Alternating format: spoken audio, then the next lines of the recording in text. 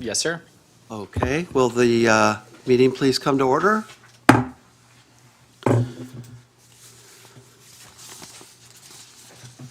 Welcome, everybody, and good evening. This is a special meeting of the City of San Clemente Planning Commission.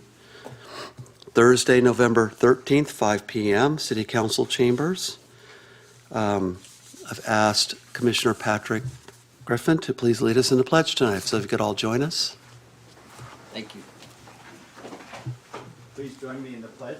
I pledge allegiance to the flag of the United States of America and to the republic for which it stands, one nation, under God, indivisible, with liberty and justice for all. Thank you, everybody. We have two commissioners that are absent, Commissioner Scott McCann and Commissioner Steve Camp. All other commissioners are present. Item 4 is special order of business or presentations. There are none. Minutes, we don't have any to consider tonight. Now, item 6 is oral communications. If anyone in the audience wants to address the Planning Commission on a non-agenda item, this is the time. Anybody? No oral communications then. Consent calendars, item 7, we have none. So that takes us to our primary reason for meeting tonight, which is public hearing, item 8, and it is 8A. This is a continuation of a public hearing that we had, I believe it was November the 5th, last week. It's an appeal hearing on a cultural heritage permit, 25-306, which is amending a cultural heritage permit of 16376 at the Miramar Event Center, which is located at 1700 North El Camino Real. So I want to make sure we did not close the public hearing last time, but I'll just make sure we're continuing it. And are there any, before I turn it over to staff, let me go over the procedures, but first step is there any ex parte communications or disclosures anyone would like to make? Anybody? Karen, did you have one? Yes, I met Jonathan and two other commissioners at the site last week. I don't remember. It was on the 5th, and we took a tour. Mm-hmm. Anybody else? I took a tour by myself with Jonathan. Okay. And I was with Karen on the 5th last week before the Planning Commission meeting. And same with you? Same here. Okay. Yep. So I did the same thing, but I had some additional conversations that I want to share. At our last hearing, the applicant, which in this case is the operator of the Miramar, and I indicated to him, you missed the meeting. So let me tell you what you missed, and informed him of the public comments that were made so that the applicant could be prepared to respond to those. So I informed him of that. So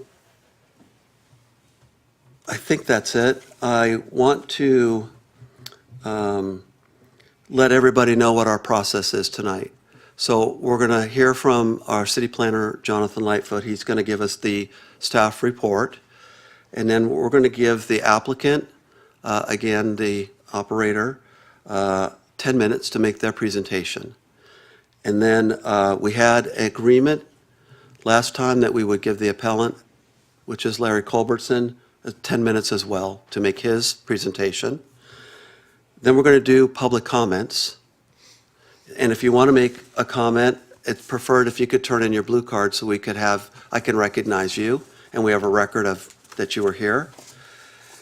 And following the public comments, I'm going to give the applicant a closing 3 minutes to respond to any comments that were made, if they choose.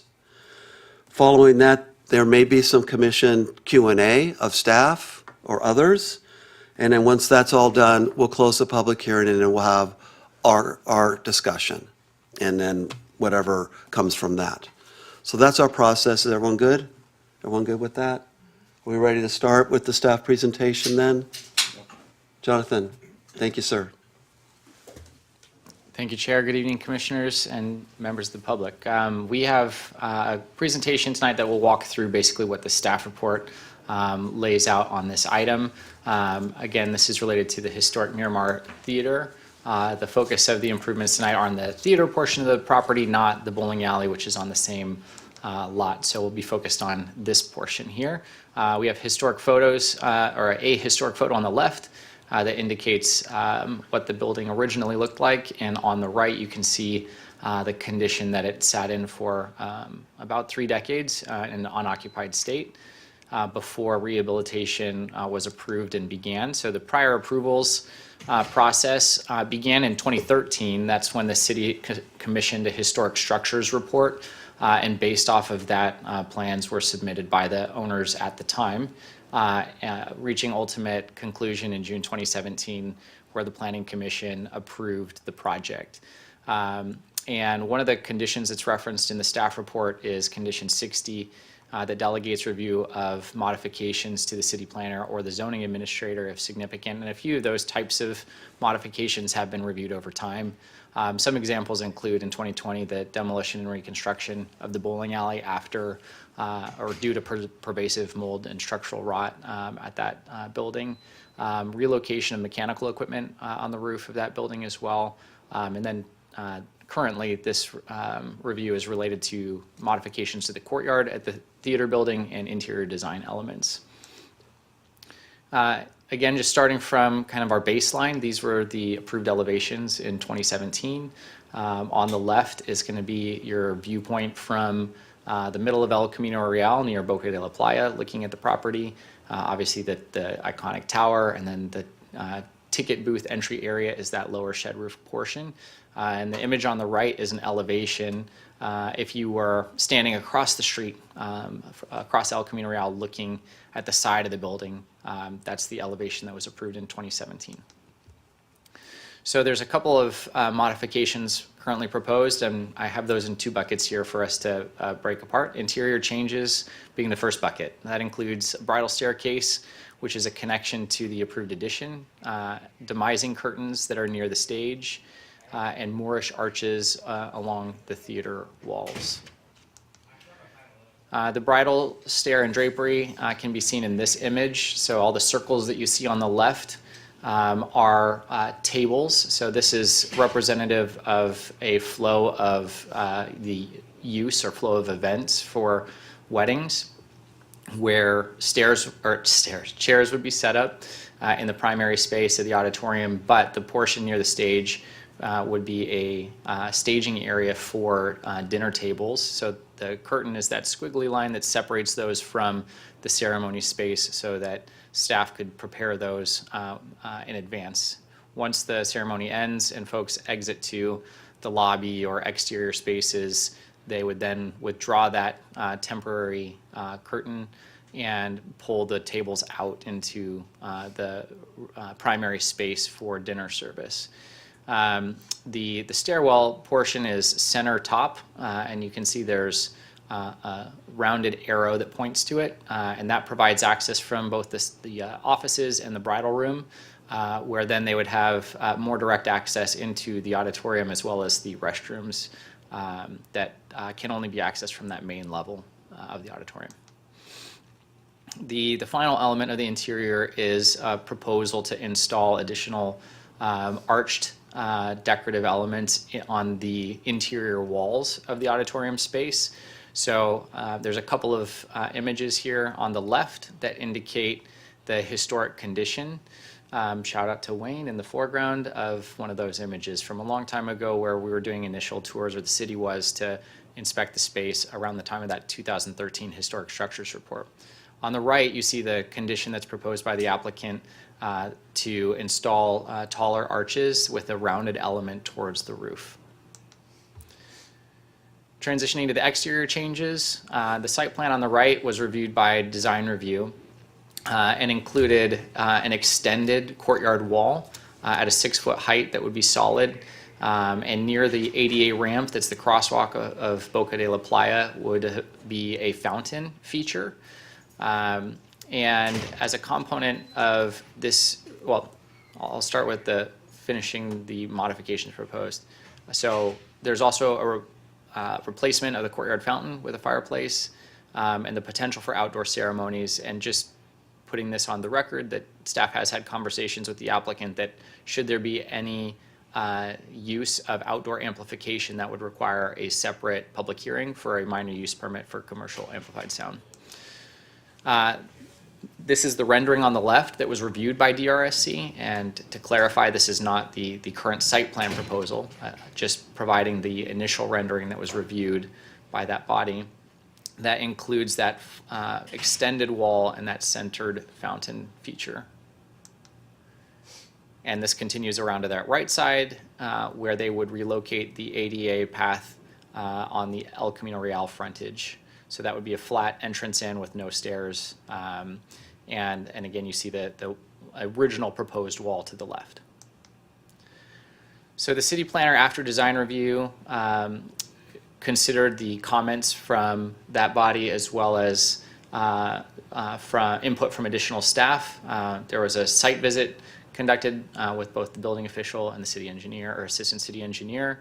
And one of the primary things identified of interest or concern was the line of sight for traffic. So as vehicles turn right onto El Camino Real, they need to be able to look left and see oncoming traffic. So the approval required modification of taller features to be pulled back beyond that line of sight so that there could still be clear visibility for those vehicles entering onto El Camino Real. So this diagram is included within your report, but the green bubbles identify the modifications that were required as a component of the city planner approval. That determination was appealed, however, and this is just a reference to the code provision that indicates that any decision of the community development director or city planner can be appealed to the planning commission. So transitioning to the appeal, the primary purpose of the appeal was to discuss the historic elements and the appropriateness of that approval. There are 4 treatments of the Secretary of the Interior standards indicated here: preservation, restoration, reconstruction, and rehabilitation. And I've highlighted rehabilitation because that's the purpose of this project. I know this is a lot of information, but I think it is worth reading through to clearly set our path on the type of treatment we're considering under those standards. So rehabilitation is defined as the act or process of making possible a compatible use for a property through repair, alterations, and additions, while preserving those portions or features which convey its historical, cultural, or architectural values. In rehabilitation, historic building materials and character-defining features are protected and maintained as they are in the treatment and preservation. However, greater latitude is given in the standards for rehabilitation and guidelines for rehabilitating historic buildings to replace extensively deteriorated, damaged, or missing features using either the same material or compatible substitute material.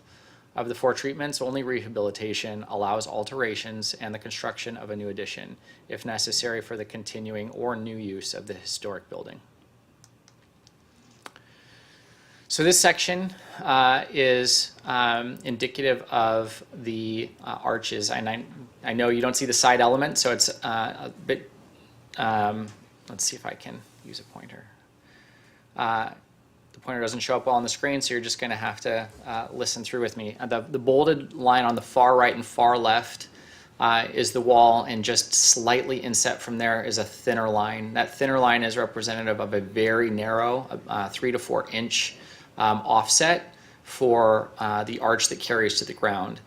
As that gets up to the bottom of the trusses, that's the spring of the arch that then comes off the wall more fully and creates that more 3D visual effect of the arch, which we see here. So reiterating that the longer line down from those 3 arches is a narrow offset off the wall, and that that offset increases towards the spring point of the arch at the top. So in discussion of how does the Secretary of the Interior standards address the interior modifications, staff grabbed pertinent sections of the guidelines related to that.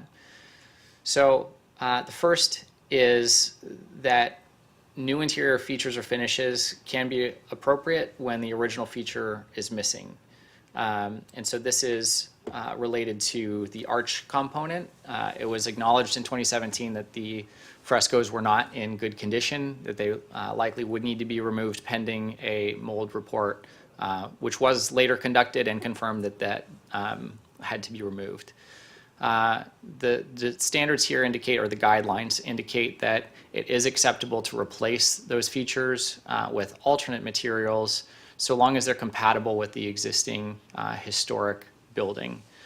What I would say here is there's a preferred treatment related to preservation or restoration of the space, which would be the reinstallation of the murals or frescoes.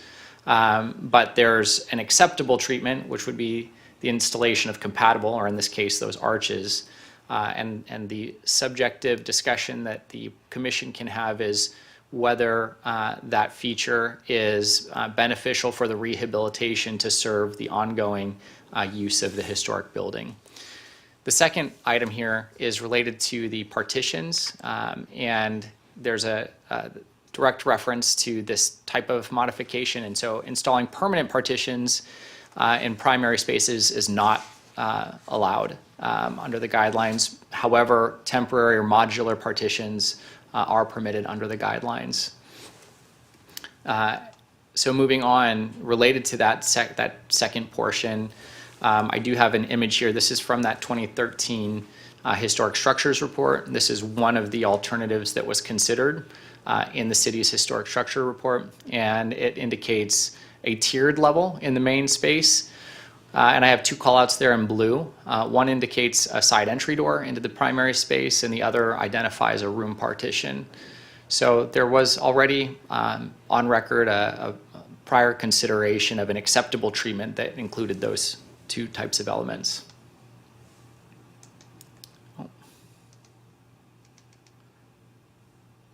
Sorry, make sure I didn't skip. There we go. Okay, so the applicant has submitted a revised site plan that is reflective of the city planner's approval, and that's what you can see on the screen here. And in this plan, the fountain feature still exists, but the wall return that goes left is inset of that traffic line of sight, and that portion would not be solid wall. It would be a low stucco wall with wrought iron above. And that really is the substantive portion of the changes. The earlier version also had some additional landscape walls that have been removed. So the landscape elements that you see along the sidewalk are curbed by a 6-inch low wall.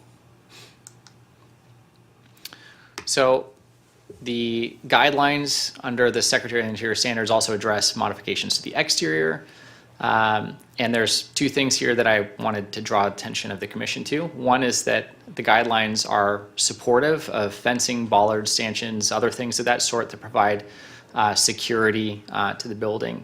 The consideration here that is for the subjective discussion of the commission is that the guideline is that those features should be unobtrusive as possible. So there's an element of supporting fencing, walls, features of that sort, but also recognizing that they should be unobtrusive.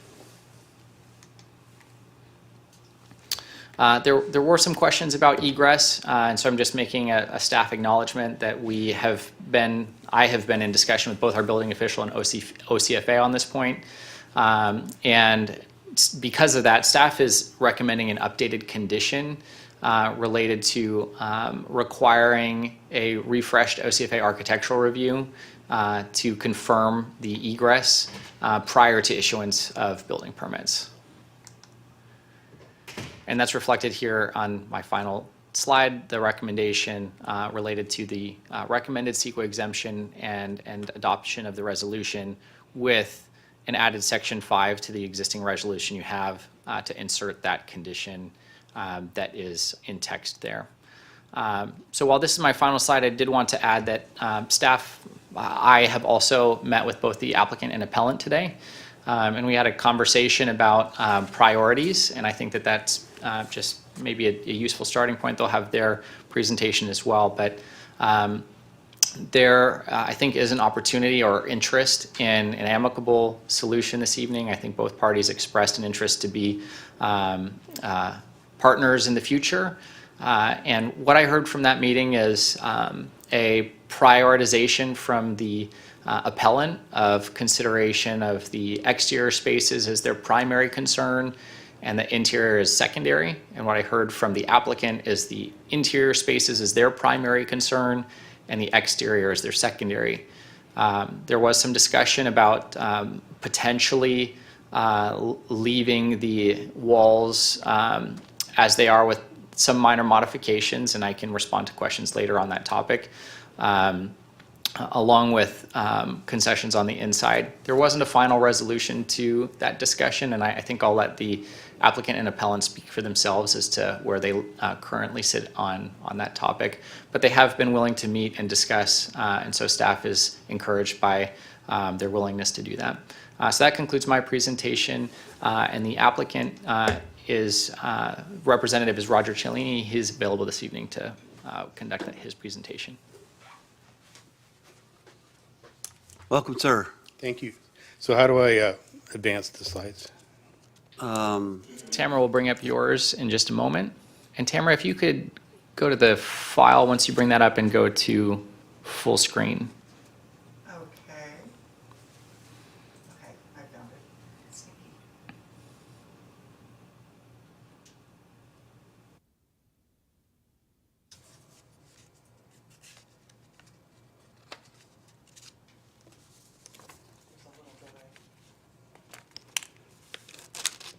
So Jonathan, you did a good job with my presentation. Thank you. You're going to be hearing some of the same things. So if you, how do we advance it? Oh, okay. So my name is Roger Cellini, and I'm here on behalf of Wedgwood Weddings, the tenant and soon-to-be operator of the Miramar Event Center. For more than 30 years, the landmark has sat vacant, deteriorating, and a silent reminder that what once meant to San Clemente. Our shared goal and Wedgwood's commitment, is that an advancer? Yeah, that will work.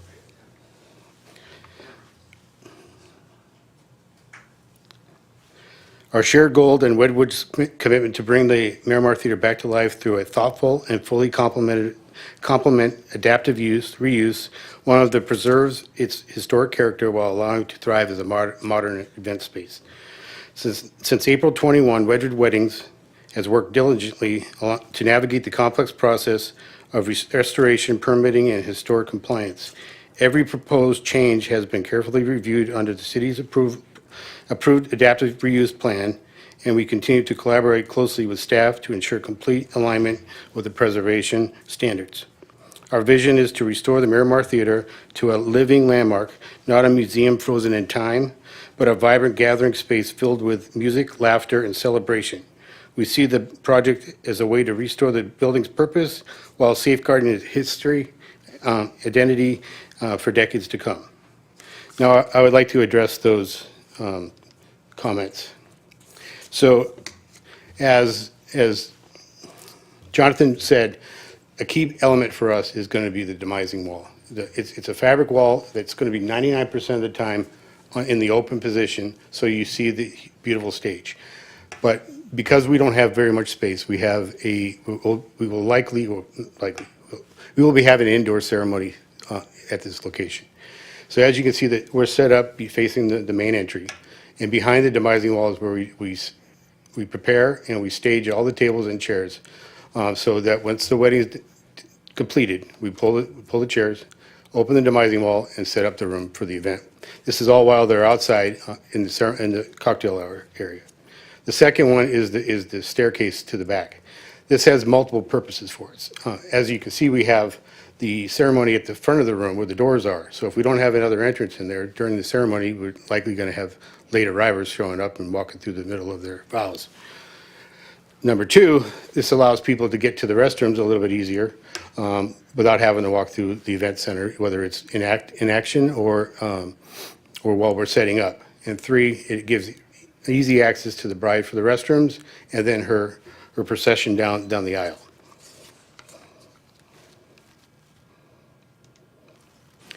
And you can see that this is how a typical event would be, with our head table sitting in front of the stage, with everybody's focal point being on it. So the focal point of this venue will be the stage.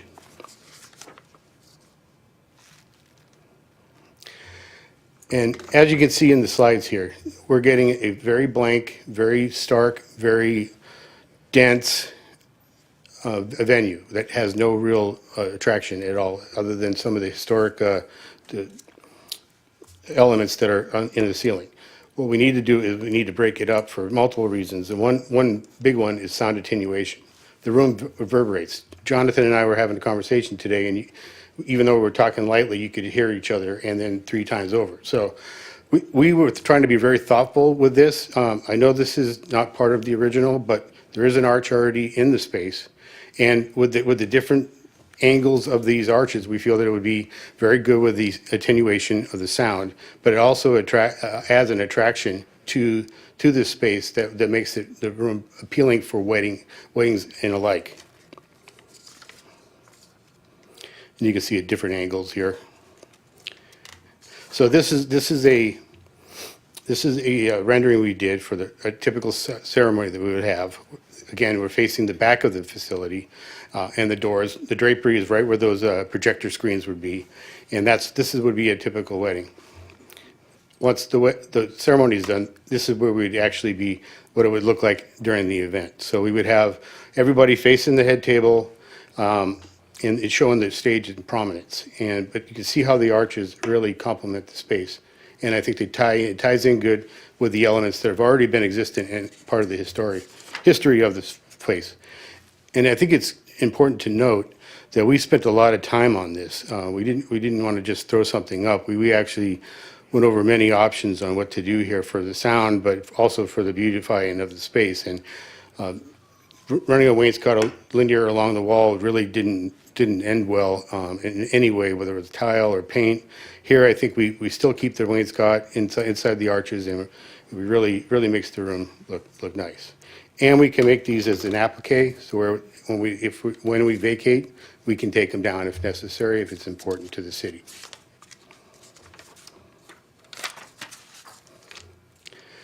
So the courtyard. So this is a rendering that kind of shows, and it's not easy to read, but it shows a small condensed area. I measured today with 1,755 square feet of what's being built today within the walls. A typical ceremony site for us is 2,500 square feet if we were to have one outside. And outside weddings are the preferred method from many of our clients. It still also makes it a little bit tight for cocktail hour at 150 people, but it would work there, but it really, for outdoor ceremony, 2,500 square feet. We don't really get that even with the extra wall, but we do get breathing room. It allows us to flow outside that space without leaving the area, especially if you have cocktail in your hand. But more importantly, it's more security we see for our clients and our staff. We're a young company. We have young people work in the offices trying to sell the events, and having an area where they don't have to worry about leaving at night and having somebody homeless in their hanging out inside the courtyard, or coming in the morning and they're camped out there, or just walking in the facility is kind of our primary focus. And this kind of addresses all that. We understood, with Jonathan's help, the importance of visualizing the ticket booth, and that's kind of why we didn't push on putting in a wrought iron fence there, so you can see from Camino Real. So as Jonathan shared, this is our proposed alternate. Again, it gives a lot of breathing room for us, and it allows us to keep our people safe. And this is some elevations. This is that water feature, the fireplace, and this would be our outdoor ceremony. So this is a rendering that kind of, with a fireplace there. And that's really it. That's all I have. Thank you for your time. Thank you. We may, we'll bring you back up at the end of Yep. all the public comments if you have any responses you want to make to those. If Larry needs my 2 minutes, he can have them. Okay. I'll take you up on that. All right. So Larry Culbertson is the appellant, and by unanimous consent, we wanted to give you 10 minutes as well, sir. Do I get his too? Do your best to keep in the 10 if you could. Thanks. Tamara, if you would advance them for me when I ask. Oh, do you need the clicker? Let's see.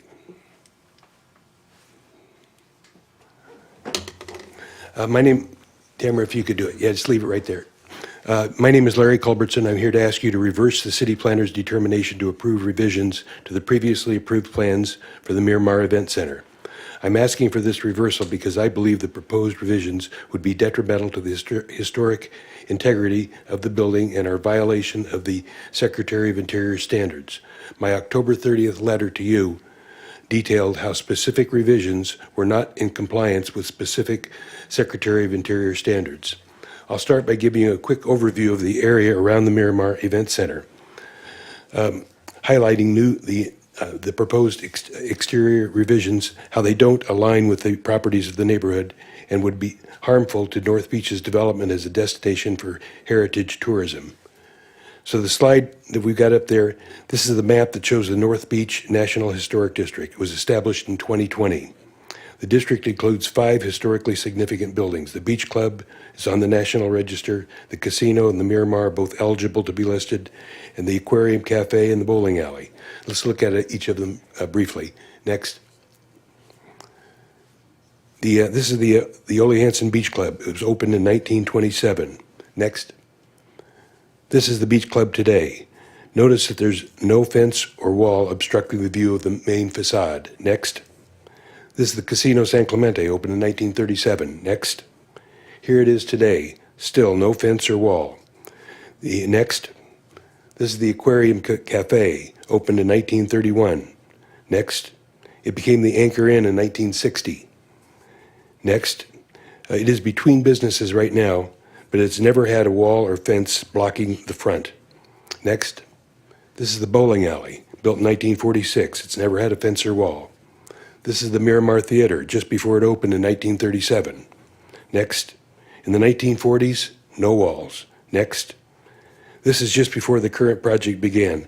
Please note that none of the 5 historic buildings in the historic district has ever had a wall across the front facade. Next. This and the next 2 slides, Jonathan showed them earlier, but I'll show them again. They're from the approved design packet. This is notice that the wall on the lower left, that surrounds the approved patio. But notice how open the front appears. Next. This is the northeast view from El Camino Real. It features an open design. It's welcoming to pedestrians and tourists. Next.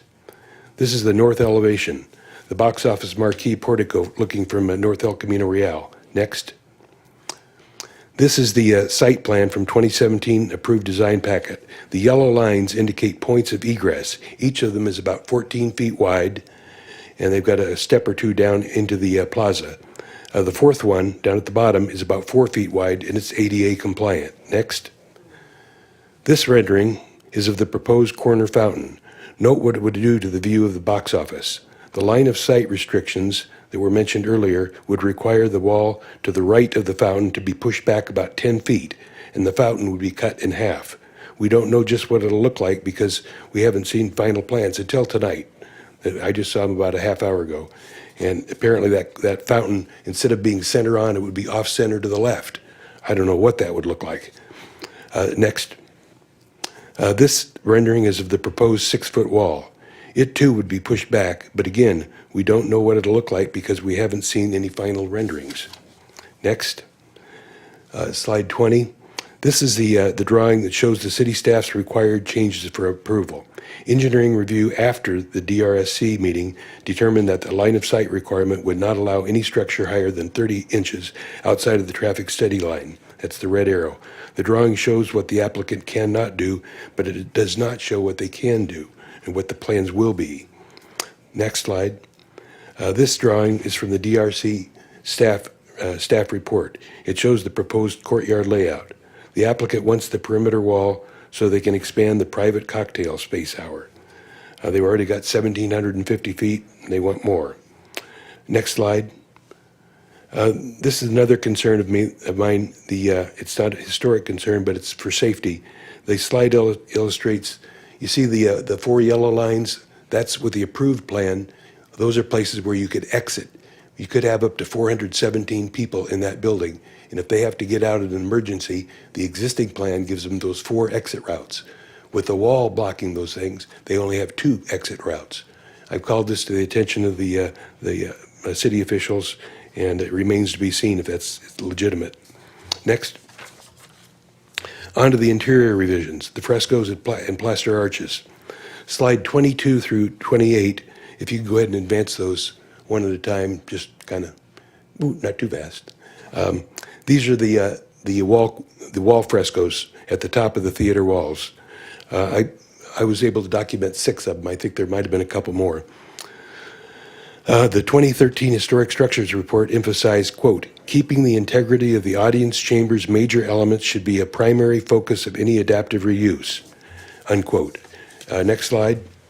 The 2017 Historic Resource Report detailed the rehabilitation process.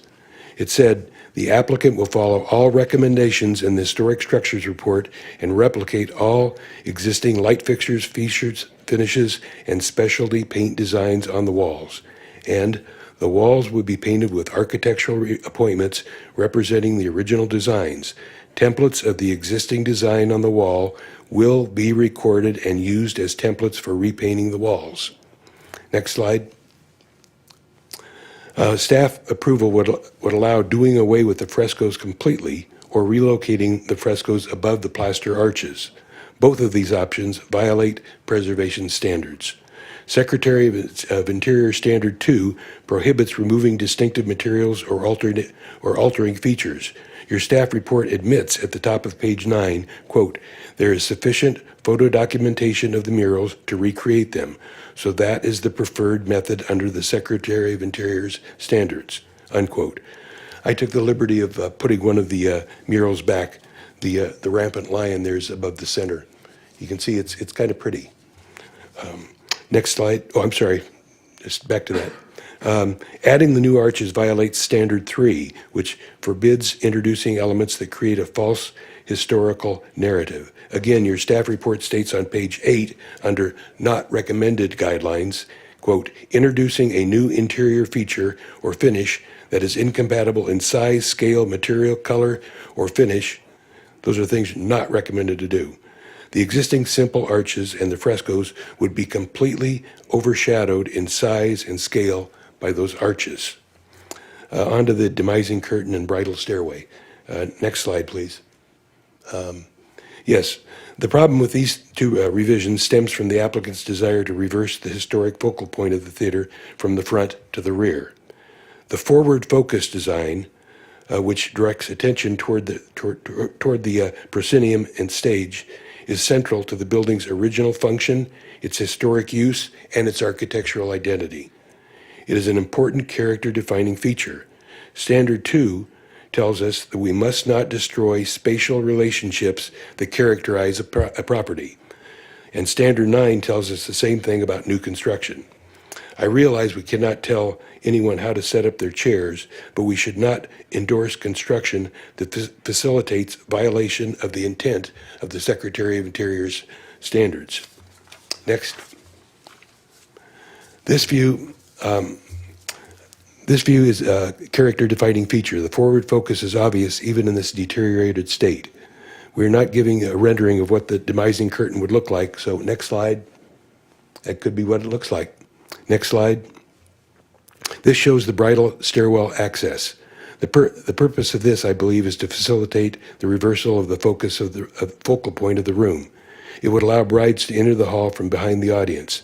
Modifying the Miramar for this purpose would compromise its historic integrity and violate the Secretary of Interior Standard 2, which requires preserving original features, spaces, and spatial relationships. Next slide. The approved plan called for a fountain in this courtyard. The applicant was requested to replace the fountain with the fireplace. Next slide. A fountain is a much more traditional element in Spanish of a Spanish patio than a fireplace. A water feature adds cooling, sound, and visual beauty. It could be turned off during ceremonies. Substituting a fireplace for a fountain is not a violation of the Secretary's standards, but it would be reneging on a promise made to the citizens. A fireplace is easier and less expensive than a fountain, but it would not provide the historic Spanish charm of a fountain. That concludes my presentation. Approving the proposed revisions would harm historic preservation in San Clemente. The exterior changes would block public views, while the interior alterations would compromise the building's historic character by obscuring the important features. Couple seconds. And please remember, these revisions have not been vetted by a historic preservation consultant as required by Condition 2 of approval of Conditions of Approval 62, nor have final plans for the wall or fresco murals been submitted. Thank you. Thank you, Larry. I'd say you made it there. Take a breath. Yes. Good job. Thank you. Appreciate that. We're going to turn to public comments. For that, Tamara, I'm going to ask you to do our reset on the timer to 3 minutes. And then I'm going to call, I've got three speaker cards. Is that all that want to speak tonight? If there are more, feel free to grab a card and come on up. I turned one in. Yeah. Yeah, I've got Wayne, Amanda, and George. Those are the speaker cards I've got. So just want to make sure everybody has the opportunity to speak. So if there are others, I encourage you to fill out a card and let us know you'd like to speak. So with that, that's the order. So I'll call on Wayne Eggleston, followed by Amanda Quintanilla, then George Gregory. Could you turn it to, I think it's page 18? Shows Of Larry's, no, the other, what the commission just went through. of Jonathan's report? Jonathan's report, yeah. I think it was 18, it's with the fountain? The front view, the front elevation, if that's what you're asking for. Just go ahead and put it up there and cycle through it until he identifies what he's looking for. Sorry, there's a delay on, there we go. Is it that one? No, it's a visual of the front with the fountain. I'm not at that one? Nope, more. No. Right, go back. Does that work? Yes, I think so. Okay. Yes, thank you. Thank you. Good evening. Thank you for calling a special meeting this evening. If I may share with you a perspective, I was in the City Council for 12 years and on the Planning Commission after that for 4 years. After I got off the Planning Commission, Jim Holloway, who was the former Director of Community Development, and myself approached the owner at that time, Mark Spazzeri, to do a conceptual plan for the Miramar. And what you see before you here is the conceptual plan that we planned for it, with obviously with some modifications. I realize that there's going to be changes and compromises. There always is. The interior is terrific, except for the deletion of the murals. My big concern is the fountain in front. It's egregious. Something like that should not be walled off from the street at all. It needs to be open somewhat so that you can see the ticket area and the front of the Miramar Theater, which is a historic defining issue. I have no problem with the courtyard area where the fireplace was, except perhaps there should be a fountain there and the wall-off area in that area. I don't have a problem with that. My big concern is the fountain. As you can see, it really is egregious and obnoxious looking and walls off the historic building from the street. So I would ask you to eliminate that feature entirely because it just does not belong there at all. But the plan that you see before you tonight, essentially with few modifications, is what Jim Holloway and I proposed to the previous owner, who was then able to sell it rehabilitation. So, but thank you very much. I do appreciate it. Thank you. Thank you. Amanda Quintanilla. Hello, thank you so much, Chair Cosgrove, for pronouncing my last name great. At the last Planning Commission meeting, I mentioned that the previous staff report stated that the applicant team did not work with the third-party historic preservation specialist in the development of the plans, and which is true. The San Clemente Theater, Miramar Theater, was designed by prolific theater architect Clifford A. Balk. Balk designed dozens of elaborate movie theaters throughout Southern California during the 20s, 1930s, and 1940s. And it's really important to know, last time I presented a picture of what it looked like before, several throughout the decades, and it's just beautiful when it's opened up for the public. It's really important for that. And according to the Historic Structures Report, HSR, new additions, exterior alterations, or related new construction will not destroy historic materials, features, and spatial relationships that characterize the property. And I know Mr. Culbertson mentioned that before. And, but I think it's really, there needs to be an emphasis on that, right? No walled off fence in the front at all whatsoever. And I'm really concerned about that. And the 6-foot solid privacy wall is significant modification to the view of the Miramar Theater. This wall obstructs the view of the Miramar Theater as well as the historical property, which is part of the North Beach Historic District. As a North Beach resident for half my life, turning right onto Boca de la Playa from El Camino Real, the wall will obstruct the view. I currently live by Maxford Park, and I still take that. So it's a problem there for the line of sight, and that's a real major concern.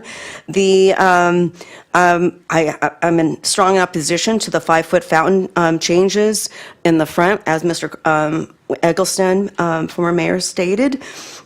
This is part of this revisionist history of the reinterpretation of historical events, challenging traditional or established narratives to offer a new perspective which distorts history to support a specific agenda. But my concern is that also there are ADA compliance issues.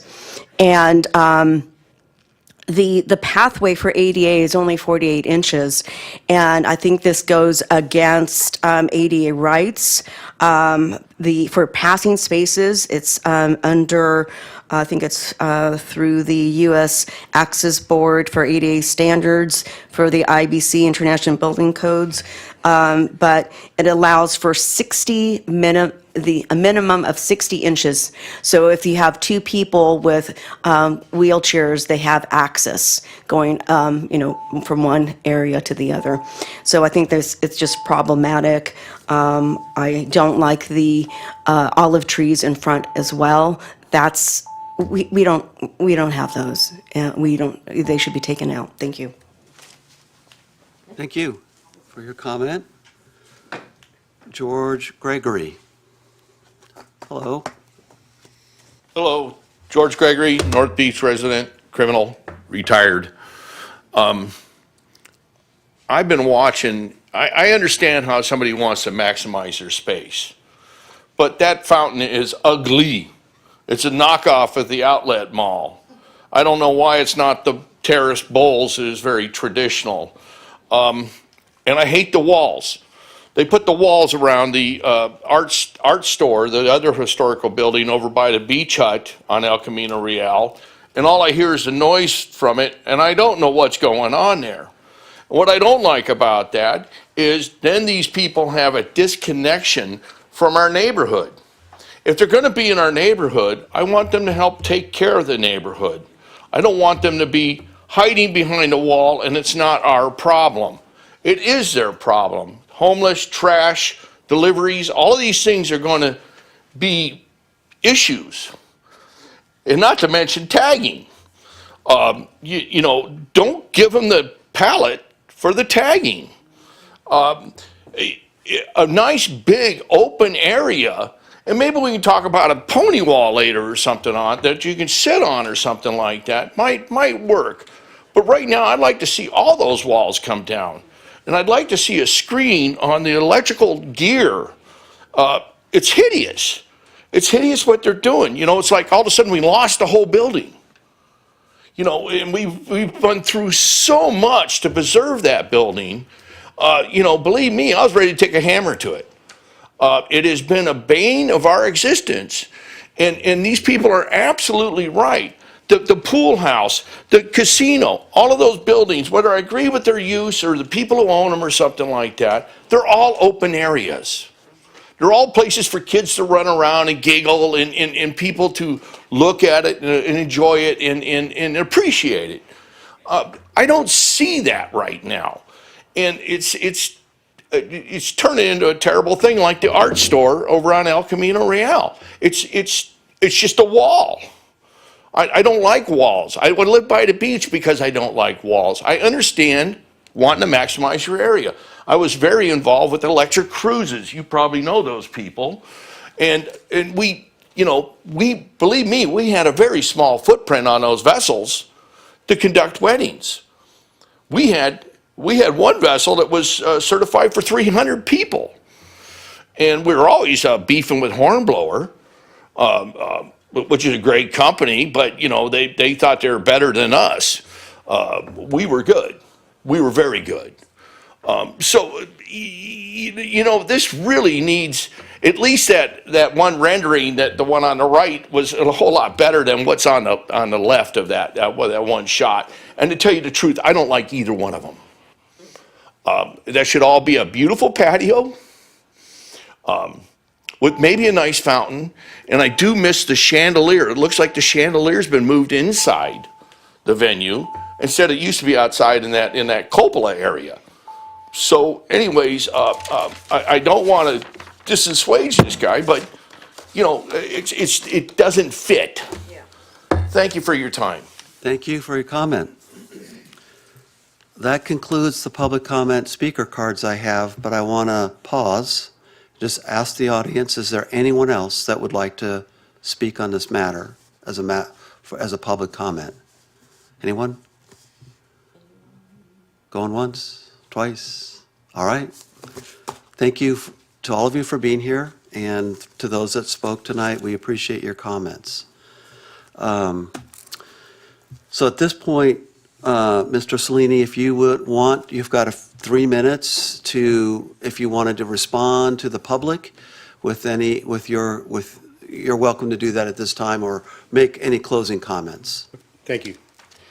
So I do want to remind the commission that Wedgwood Weddings is the tenant, not the people doing the building right now. So anything happening now is not us.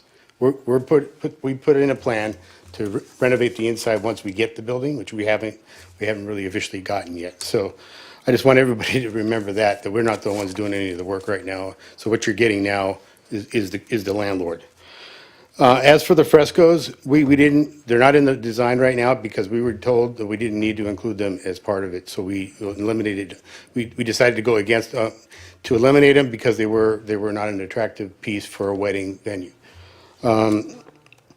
The curtain, that's a vital piece of operational piece for us, and that's something if it was eliminated, we're going to have to really reconsider whether or not we're going to be able to operate here. It's that vital. Fountain in the front, we put it in to try to spruce up the corner. We'll take it out if it's that big of a deal. And then the theater itself. We want to have a place that is a wonderful adaptive reuse of a space. It's never going to be a theater again. It's going to look like one, never going to act like one. So we're reusing it. We're trying to make it useful for our weddings. And as for egress, that's going to be addressed. That's going to be addressed through the planning in the building department. So if there's some issues, we'll have to readjust and do whatever we need to do. We know that. Right now, we're in the planning and planning phase. But I'd also like to remind everybody that Wedgwood Weddings is fully recognizes the historical and cultural importance of the Miramar Theater. We want to emphasize that we are not about altering its history, but about restoring its purpose. Every decision we've made has been guided by the principles of responsible preservation, protecting key architectural features, enhancing the guest experience, and ensuring that the building remains economically sustainable for years to come. When Miramar opens, we won't be just the only event center. It will be a revived landmark echoing its life. And we will be bringing hundreds of people to your community, so we will be helping the economy of San Clemente through meals, lodging, and other services. So we will be a vital part or a economic partner with the city and your townsfolks. All right, thanks. All right, well, thank you very much for your closing comments. That concludes our public comment section of our hearing. And at this point, I'm going to leave the hearing open so that my colleagues have the opportunity to ask either the applicant questions or staff questions. So I'm going to turn now to my colleagues and ask for questions at this point before we get into discussion. So at this point, just any questions of staff or the applicant? Do you have any? Okay. Gary, do you have any? Nope. Patrick, do you have any? Okay. Start with staff. Thank you. And I appreciate that you clarified that you are not the people that are currently doing work at the site. I wanted Jonathan to clarify that for the audience and the public because it's confusing. Right now, there are improvements being done to that facility, and maybe you can expand on that. And this person here is the person who's going to lease the property, correct? Yes, that's correct. Okay, so I'm curious, Jonathan, and not trying to put you on the spot, where are we in terms of completion? And I'm talking about the owner representative's completion. Are we close, 90%? Yeah, I think 90% is a fair estimate. Most of the commissioners had the opportunity to, actually all of the commissioners had the opportunity to visit the site. The buildings themselves are, I would say, even 99% completed. Its final finishes and features. The primary focus of the current work on site now is finishing the patio spaces. So the patio space in front of the theater is mostly done. They'll continue to do work as they pull out towards Pico and kind of finish things out in that direction. And then in terms of and I did have a chance to walk the property with you and a couple planning commissioners, and I really appreciate that. It was invaluably helpful to me. What was contemplated for the interior walls where the arches are now being contemplated? And I'm talking about rolling back to the approval process before. Was it contemplated by staff that the murals would be redone? Yes, is the short answer. Okay. So there was a acknowledgement that they were not in good condition and would not be able to be preserved. Right. It was contemplated that they would be reinstalled at that time, not yet knowing what the use of the space would be. Right, okay. And I think that's an important statement that you made at the end, because without knowing what the ultimate use is going to be, it could change what your recommendations were at the time versus what they might be now. And the last question for you, Jonathan, and again, I apologize, not trying to put you on the spot, but when you made your decisions about what you would approve administratively, and then you subsequently took them to the design review committee, is that correct? Or what was the timeline for that? Yeah, thank you for that question. So I initially discussed with the applicant, and then they submitted plans, and then we went to design review. I took the comments from design review into account before I made a determination. Okay, thank you. Mr. Cellini, I have a couple questions for you, and thank you for being here. I appreciate it very much. When I assume, and it's none of my business, I assume you've signed a lease for this property? Yeah, in Okay. 2021 and then 2023. Okay, and so when you signed that lease, in your vision for the interior, what did you contemplate would be on those walls? Well, when we signed it, we didn't, I'm not the CEO, so, but we have a design team that we would have come out and take a look. There were some what they were perceived as historical, we understood them to be historical elements, which would be the landlord's responsibility to put them in. And they were somehow not there now, so that's why we jumped in and the arches came up. I think it was more of a wainscot or something that they had on. I don't remember the original. Okay. And so when you thought about or contemplated the arches, and you talked about sound attenuation a little bit ago, have you had a sound expert verify that those arches will make a difference? And I agree with you, by the way, it's a very echoey building, I get it. No, but we will, when we complete the full set of plans. We will do that, and if there's other treatments that we have to do, whether it's some panels somewhere else, we'll augment the arches. So right now, we don't know unequivocally that the arches will make a difference? No. Okay. And I assume, and it's just, I just want to kind of get it on the record, I assume that when whoever, the CEO, signed the lease, that they were aware of all the conditions that were in place, that were placed there by the city, by planning commission, design review, et cetera. And maybe you can't answer that. I can't, I would assume he knew something, but sometimes he just sees the space and says, I want it. Right. Signs a lease. Okay. And I apologize, I'm kind of talking to both of you. And has there been any discussion yet, any contemplation of some type of barrier in the front that can be rolled back? Or, in other words, I'm talking about the outside now. We have nothing, which is what Mr. Culbertson would like, and we have the fence with the wrought iron and has there been any discussion about maybe a fence that could be rolled back during the day and then closed when they have an event? Has that been explored at all?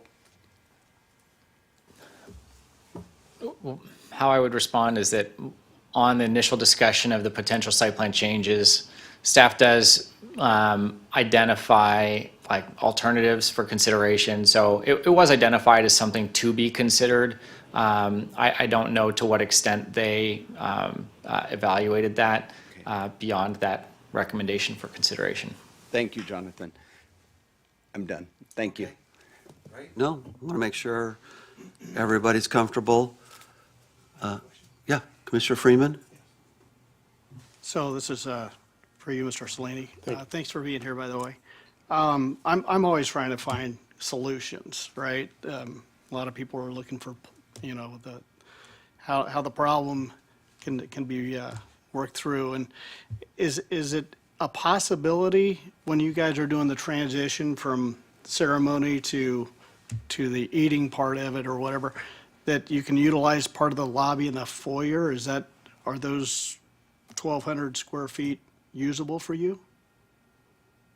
I'm not sure I understand. So instead of going everybody out into the courtyard and trying to use extra parts of the courtyard, are you going to utilize possibly the lobby and the foyer in conjunction with that? Is that It's likely usable space? that would happen. It would be open to them, but as long as they're not in the theater while we're turning it. Right. Where it's prohibitive for us is we can't have an outdoor ceremony of 150 people or 200 because it's too small of a space.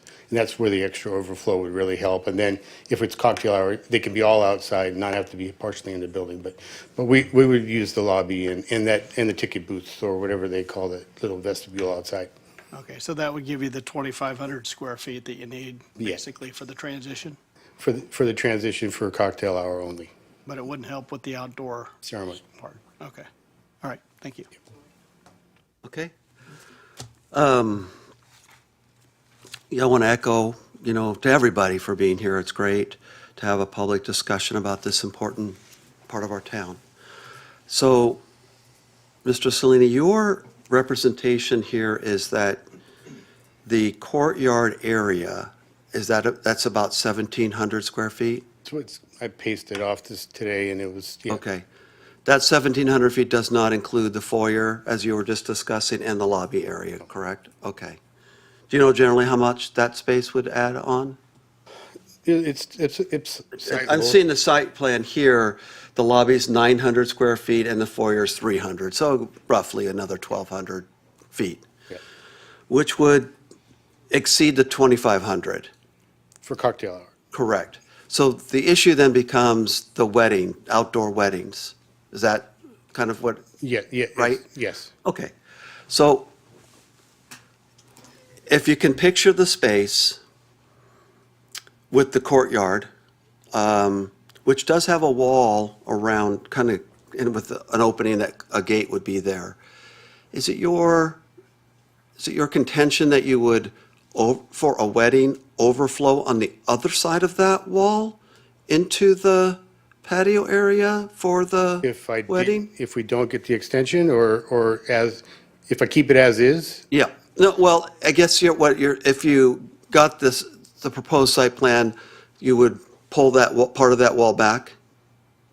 yeah. I I'm would just trying to remove it. visualize, how would you conduct an outdoor wedding if you had the bigger space? You could go wider Okay. with the seats. Is that really practical? I mean, it just seems to me that the way the angle is, the people that would be outside of that courtyard area would have kind of restricted viewing. They're going to be now in an area where there's a lot of auto noise, a lot of car noise from El Camino Real, difficult to hear. I guess what I'm leading you towards is the practicality of really conducting an outdoor wedding in that area.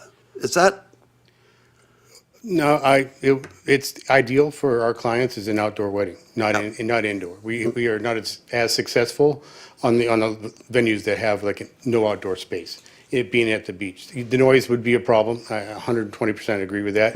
We may not orient it the way it was done, and we may orient it where maybe the ceremony's kind of on the backdrop of the transformer, and then I see. then they come Okay. out. So we'd have more options for sure.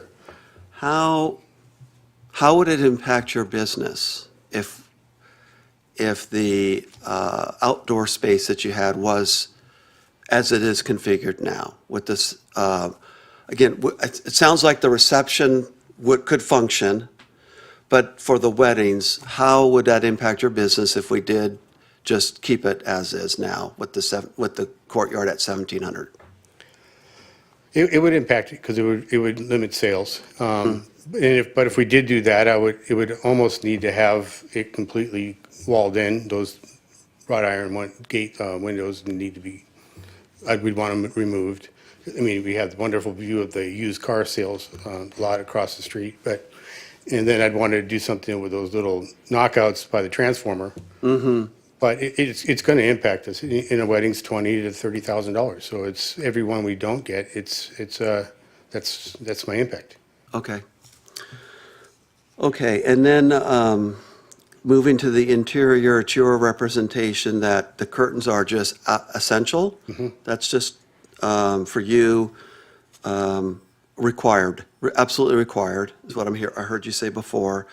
And then the arches effect, did I hear you correct, that A, it's a sound attenuation addition? Yes. And that you're just trying to replicate or carry forward the theme of the arches that are at the end of the theater? Yes. That's where we Okay. got the thought. That's where you got the idea from? Okay. All right. Did you have anything else that, Jonathan indicated that you had a meeting prior to this with the appellant and the Historical Society. Did you reach any alternative conclusions that you are leaning towards that we should know about? Well, not really. I was willing to concede the patio, to keep it as is, and with closing it off like I just indicated. Okay, And I believe that they're good with the curtains in the stairs, so they don't think it's a big deal. Where our contention is, I think, Larry can speak for himself, but is he doesn't like the arches. I don't like the murals. I mean, So, But the takeaway is, let me just make sure I'm clear, that you would be prepared to live with the exterior as the 2017 site plan has it, as it's currently constructed? yes. Okay. With modifications. Right. Enclosing the courtyard with a gate, and then those three, like, openings in the wall that are in front of the transformer in the alley, you'd want to enclose those? Yeah. Okay. And did you have any information for us regarding the fireplace versus the fountain? I think it's a design feature. I mean, I think the fireplace looks nice there. It'd be a great backdrop. Fountains are historically hard to maintain because the water evaporates, and then if no one's paying attention, which employees typically don't pay attention, and then you have problems there. But I think a feature somewhere in there would be good, just for the sound that, everybody knows you get on El Camino Real. Yeah. But we haven't really put a lot of thought into that yet. Okay. All right. I'm going to conclude my questions. Does anybody else want to ask a question? Okay. Jonathan, for you, my understanding is the staff recommendation is reflected in the staff resolution. It is, however, in the presentation, I made one recommendation to add a section 5 Correct, yes, for the OCFA architectural review. right. And otherwise, that is my recommendation. If we wanted to modify that, Yep. this, for example, I'm just trying to understand what we would need to do tonight. If we wanted to modify that to say, keep the exterior design as is, what would we need to do tonight to the resolution? If I don't know where my colleagues are, but while the public hearing's open, I wanted to ask you if that would be the majority, what would need to happen with the resolution? Yeah, so that would be just a modification to section 4 of the resolution. Okay. Where we indicate the planning commission approval. And I think we would modify the language to indicate approval in part with modifications as indicated by the commission. You're comfortable making those changes tonight if that's the direction of the commission? I think that we can land language in that one section Okay. appropriately. Yes. I don't know, but I just wanted to know what our options are tonight with respect to decisions. Okay. Yep, now's the time. I'm going to close the public hearing in a second. Jonathan, in the event that we go in the direction of leave the exterior alone,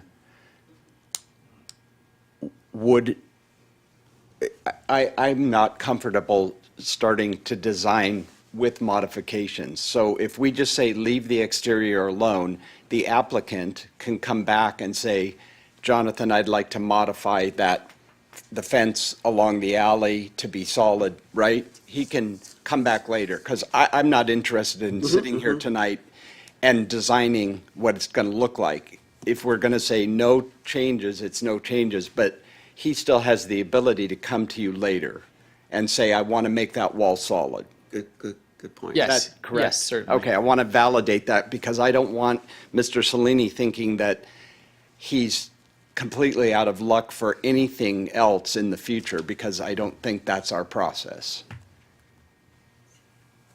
Yes, he can Thank you. certainly approach. Okay, very good. That's helpful. Okay, going once, twice, closing the public hearing.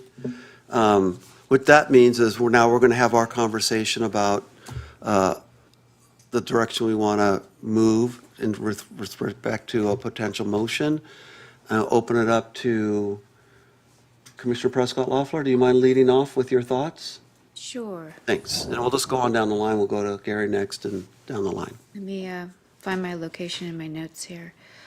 The applicant must have, I'm going to repeat, was the bridal staircase for the entry to the bride. I also think it gives opportunity for exit of that area. And I think it would be a good safety feature to also have there. I don't see any problem with that. The curtains, the demise wall there, that was another must-have. I would agree with that. I think you need to have an area to where you need to close off the tables, scurry around, get everything ready, because you're using that same space over and over. So I think that allows for that. And I think it is a nice privacy while the ceremony is going on. Also may act as a sound barrier.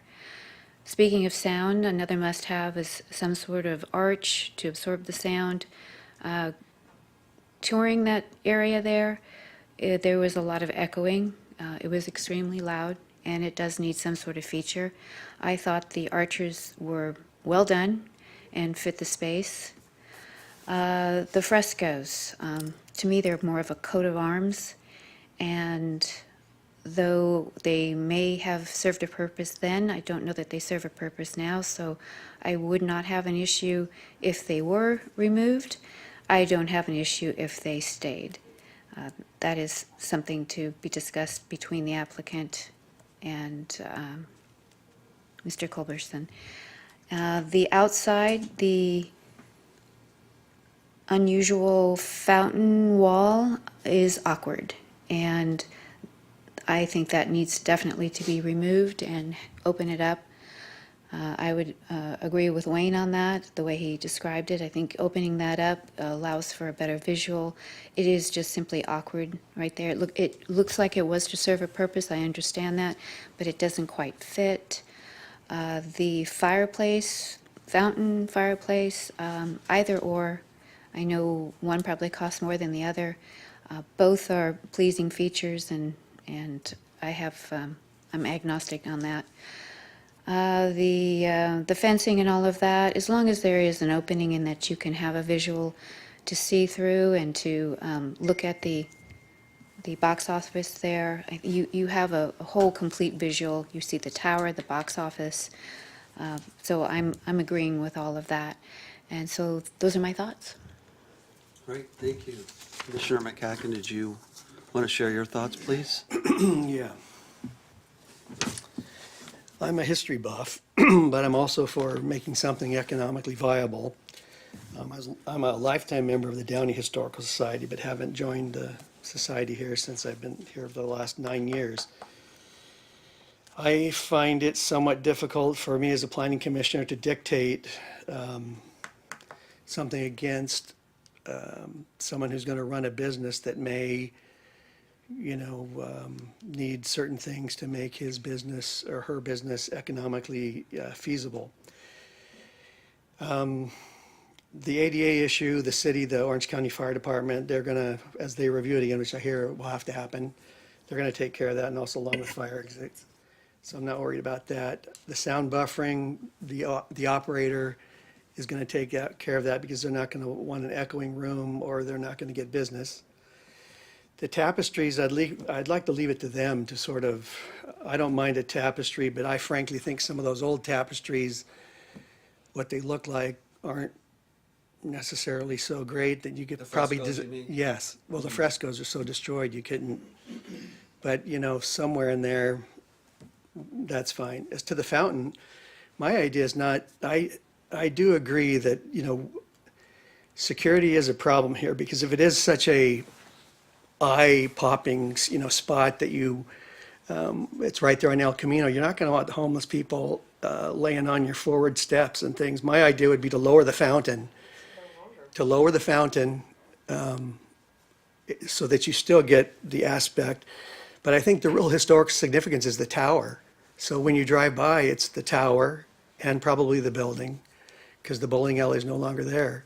So I would think, I don't really necessarily mind a fountain, but to bring it lower and to still have some kind of wrought iron, security. I like the idea of just having the one entrance because there's more control. I don't mind the walls because you're going to need to have outside weddings. And if you just had wrought iron, it was open, there's no way the noise would just make it business, prohibitive. So that's my, 50 cents worth is I'd bring that fountain or something down, because I do agree with the operator that just to have it wide open, and I really don't think the ticket, because the roof's been taken off of the original roof, I don't think the ticket little spot itself is so significant, but if you brought it down, the fountain down somewhat, with still some kind of wrought iron above it, you'd still get a shot at it. But you're not seeing the original roof. It's now flat. It used to be, slanted. So that's my 50 cents. All right, thank you. Commissioner Griffin, your thoughts, please. I'll start on the inside. I am not concerned with the bridal staircase. I think it makes sense. I'm not thrilled with the drapes in terms of how they're going to be mounted, but I completely understand why they're needed. And so I would support letting that go forward. And the second thing that it will do is cut down on some of the reverberation in that room when you have those drapes. So I'm supportive of that. The murals versus the arches, I'm going to just say I don't know for sure. I almost want to say let the applicant work it out, but I don't know the answer to that, and I apologize, and we'll see what everybody else thinks. In terms of the outside, the fireplace that you're considering versus putting a fountain in, I think it should be a fountain. I think it will mask some of the noise by being a fountain, and I'm not trying to design it for you, but I think a fountain makes sense, and you can put a fountain in that has a self-filler feature to make sure it stays full. So I'm a proponent of that. And then in terms of the walls, all the walls around the outside, I completely understand why the applicant wants them. But I also understand why the Historical Society, I'm sorry, Mr. Culbertson, is interested in not having them. So if the applicant is willing to forego those, I would support foregoing them. Not to mention the fact that a significant amount of work has already been done out there. Thousands of dollars of concrete has already been poured and would have to be demoed. And it would cost, I think, several $100,000 to do. That's on you, but I think that's a reason to maybe think about leaving it open. And you also have an opportunity to come back, and I'm not suggesting that, I'm not encouraging you to keep coming back for more, but if we say no to the enclosure tonight, you have the ability to talk with staff about other alternatives, and I think they should be explored. So I'll leave it at that. Thank you, Chairman. Commissioner Freeman, your thoughts, please. So going down the list, everybody's already kind of made the same assessment. The bridal stairs, yes. The curtains, I see the necessity in them. I also understand it's going to help with the noise tremendously. And Mr. Cellini knows weddings better than anybody here, I would guess. So he knows what's going to work and what sells. The arches, I don't have a problem with that. The frescoes, I don't know the historical significance in them. Just like the one that was on the tower that we discussed a while back, there was no actual historical significance that we found, other than it had been there for a long time. So I don't see the necessity in them with that. And then on the outside, the walls, we discussed the walls, kind of like walling up the courtyard and making that 6 feet all the way around, just in that one spot. And then what's decided with the other fountain and the line of sight, I'm okay with. That's the other issue there. What I did like is what you said was that it's a working facility. And that's what we have to realize when it comes down to it. It's not a museum. It's a wedding facility at this point. So that's where I am, and I understand that we have to be unobtrusive in our decision making, and I think that that's probably the best course of action for us. That's just my opinion. Okay. All right. Did you want to chime in there? I just have one more comment. I wanted to thank the applicant for taking on the project. It has improved greatly. When I walked into it last week, I was amazed at what was once a terrible eyesore has turned into a nice addition to the neighborhood. And I am excited that what things are going to come. I was standing in that ballroom, and I had all kinds of ideas of other events that could be held there, though I understand you do weddings. But it has certainly changed and is quite lovely. So I wish you all the best on this, and we'll see what we can come up with. I'd like to second that sentiment. It's perfectly said. Very impressive. Okay, I'll just conclude with my thoughts on what I heard tonight. I mean, this is a public hearing. We're here to come together as a community, and everybody has their opportunity to weigh in. And I think it's our job to take it all in and then try and put together a path forward. So I concur with everybody with regards to the inside as a whole. The operator needs to function. It needs to be a business. That makes perfect sense. Regarding the frescoes, I kind of look at that as the same as that big eagle that was on the outside. Maybe it was appropriate at the time. I don't necessarily believe it's appropriate now. So I leave it up to the operator. If they want it, fine. If they don't, fine. They do need to live with that space. They need to sell that space. They need to operate in that space. If those arches are what they want to, if that's what they say it will work, then that's what they need to do. Same with the demising curtain, same with the staircase. And, good point, light arrivals, there's a place for them to come in. Regarding the outside, that's trickier for me because there are some rules with respect to the Secretary of Interior Standards as it relates to the building viewpoint. There are. And there's a couple of them. While the standards don't prohibit fencing or screening, they do prevent permanent intervention that materially obscures or alters the historical character of the spatial relationships. And I think that's the case that the appellant is making tonight. And I think that it's compelling what that case was.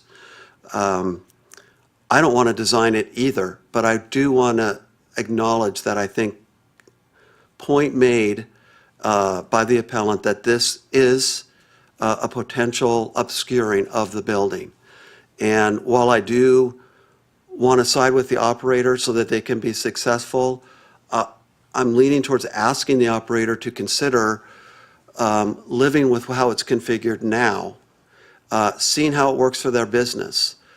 I do think there would be challenges if they were to get their way with the proposed site plan, actually putting a full wedding out there with the orientation such that you have people seated in front of the box office and they're kind of competing with the sound of the El Camino Real and the proceedings. I'm not sure that would be a great experience. So right now, the courtyard, if it were enclosed and they had a gate, I think it could be quite a pleasant outdoor experience for everybody.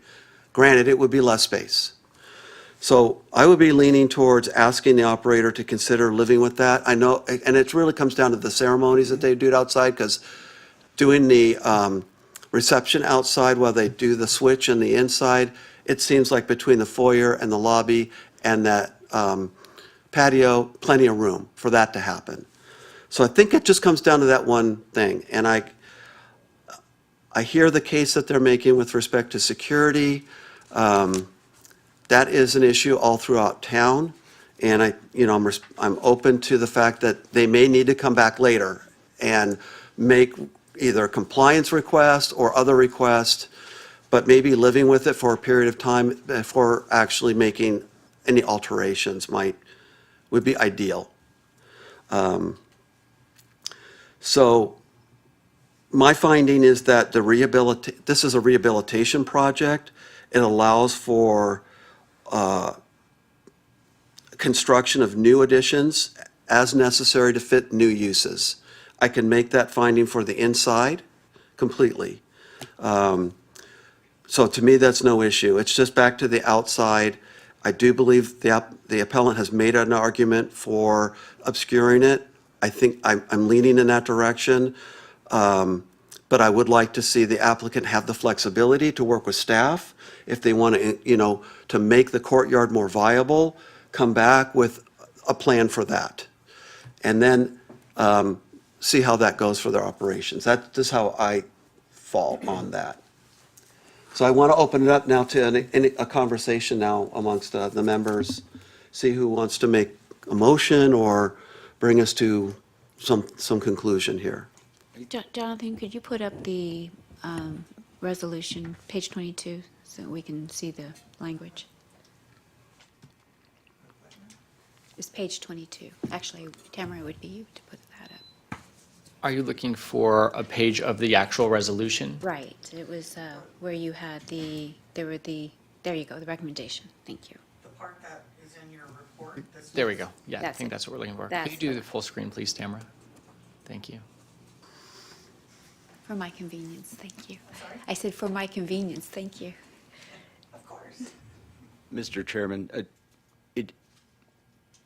I don't want to go crazy here, but it sounds like there's consensus here in terms of the interior validating what's been done, the exterior not approving the wall. I think it's as simple as that. Am I missing? Let's do, okay, so you're okay with that, but I think Commissioner McCacken does Yeah, maybe have a different point of view. Yeah, I do. I kind of like having my feeling would be, if they're so worried about this presentation of the building, okay, because the eating thing, the place where the public can come, that's all rebuilt, and rebuilt to the old style. You're talking about the food court? Yeah, so if we're looking here for historical significance, and if those doors going into that ticket area weren't even there, and the roof isn't there, if they want to see those doors more, there's a couple options. Because I think the operator, knowing that outside weddings are the most important, and if you're going to have an outside wedding, Turn on your mic. oh, sorry, if you're going to have an outside wedding, they're probably going to want to eat inside the old theater, right, where all the tables are. But you need somewhere where those 150 or 200 people can go for like the cocktail hour while they're setting up and pictures are taking place. If you make this completely open, then that whole cocktail area is completely open to El Camino Real. I don't think that's such a hot thing. My wife wouldn't want to have a cocktail hour with that just, completely open. Why not then, if they don't like that wall because it's obstructive, let them put wrought iron there?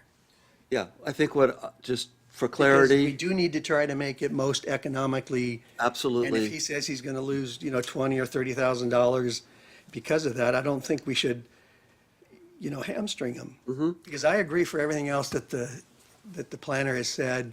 I even agree with the walls. I don't really mind the fountain because I think that's an insignificant part of the building. This is the major part of the building. And You're pointing to the tower, just for That's the right. audience, you're Yeah. pointing to the tower. that's been all upgraded and secured and now it's usable. We could say, don't have a fountain, put in wrought iron. Yeah. Just so I can clarify, my point to yours is, Well, I'm not going against you. I'm just saying that's Yeah. what, I don't really like saying, I think that wall gives it even more of a Spanish kind of a look. Because before, the old original is pretty hard and barren. Here, now you have landscaping with a wall, a nice wood entrance, and you still have complete use of the whole patio area for a function. I guess, a couple points. One, from my perspective, there is the courtyard that is partially enclosed. They would need to finish, there's a low wall. They and have then to put a and wall then there. And then, well, this rendering does not show actually what it looks like now with the wall coming around where the wrought iron It is would that have you're to be pointing something to. that would abut up to the. Yeah, there is a the wall. Ticket foyer. Yeah, there's a low wall, and then there's a gate opportunity there. Right, but look at the square feet he loses Right. So, for an event. It Right. would just be for entrance, for the public coming in and going out, or for the homeless to sleep there. so, right, so the 1,700 square feet is what that would be, and then it could be enclosed. And then you'd have the foyer and you'd have the lobby for the Right, reception. but what's the square foot that we're eliminating from him to use as a function? I don't know that off the top Probably, of my how head. many square feet is that? From your, what you would say would be your lone wall around the front? I don't know. Yeah, Yeah. that's a significant, you could have the whole cocktail. Right. So the other thing that we would have to take into account on this rendering that you're looking at is the line of sight for the right-hand turn and left-hand turn. That needs to be pulled back. This is prior to that assessment. So this rendering here would not move forward under any circumstances. Is that true? Is that true, Jonathan? Can you repeat the Doesn't have the question? correct line of sight, the fountain? Oh, correct. It's that fountain location has been pushed back and slightly shifted left from the orientation that you're looking at that rendering from. How much back? Not significantly, like, no, a couple of feet, a few feet. Feet? Yep, a few You're feet. still eliminating a lot of area that he could use for his business. So let me see where we're at. I think do we all agree that the interior, as the applicant is requesting, we're all in favor of that? Okay. So at this point, and how many people are in favor of the leaving it as is, letting them come back to staff to enclose the courtyard, and using the foyer and lobby and so forth? How many are in favor of that When you say direction? courtyard, you're talking about just the area towards the ocean, Yes, not coming around here. correct. Yeah, I'm not in favor of that. Okay, so you're not. What about you, Karen? And removing the fountain. And the So wall. that it's open. Yeah, I'm fine with that. Okay, so you're a yes, Gary, you're a no. I'm a yes. Patrick, you're a yes, and, okay. So we do have that is a majority, so we can make that, if someone wants to make that motion, or what we may, I'll make a motion. okay. Because the only other option would be if we felt that there was some middle ground that needed additional design work to continue this some more, and let the applicant work with staff to do another proposal. But, I don't see a reason to leave the public hearing open. for them Correct. To do that. I think we should just make the motion, and I will make it, that the project is categorically exempt, and that we are adopting Resolution PC 25020, affirming the city planner's determination, except for the outside wall changes. So everything else we're affirming, we are not affirming the outside wall changes. is that clear enough, Jonathan, if we leave it like that? It's clear to me. Do you Thank have any you. concerns? The about it? Well, then let the city attorney weigh in. Thank you, Chair. The one thing I would want clarification on is if the motion would include staff's recommendation about adding a section 5. Yes. Yes. My motion would.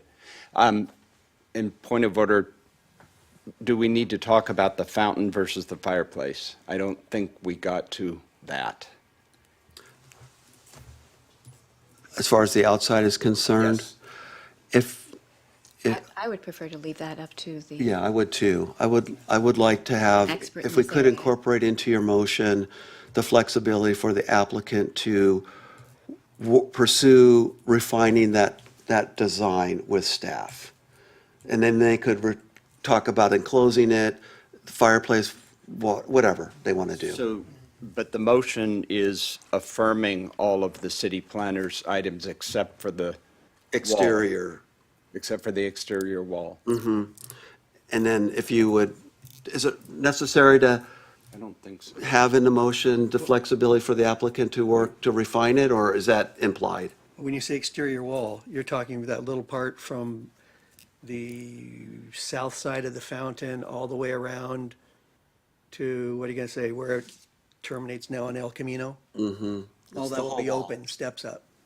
That'll just be all steps coming up, wide open. Mm-hmm. And before we continue, if we go the direction we're going, the applicant will have the ability to put a fireplace in the outside courtyard instead of the fountain that was contemplated. So just like we just asked the question of all of us, I think we need to ask the question of all of us, whether we feel strongly about a fountain versus a fireplace or vice versa. We can do a poll.